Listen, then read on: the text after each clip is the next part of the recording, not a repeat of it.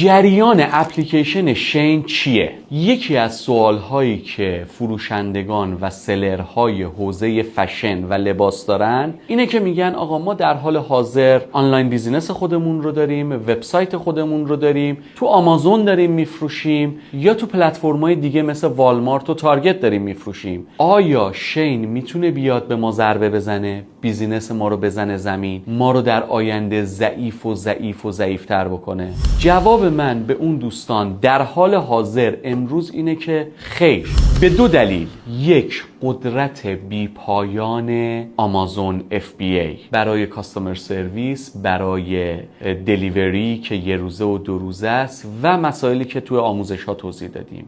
دو، حوزه فشن و لباس انقدر بزرگه که تیک تاک شاپ هم الان اومده راه افتاده، شین هم اومده راه افتاده، والمارت هست، تارگت هست، همه هستن، آمازون هم هر روز داره قوی و قوی تر میشه. این حوزه بسیار بزرگه و نگرانی به خودتون راه ندید. در ضمن کیفیت جنسایی که توی شین هست به خاطر اینکه پلتفرم نیست و فروشندگان مختلفی روش نیستن و داره رو برند خودش کار میکنه، از تیمو خیلی بهتره. تیمو کیفیت پایینتری نسبت به شین داره.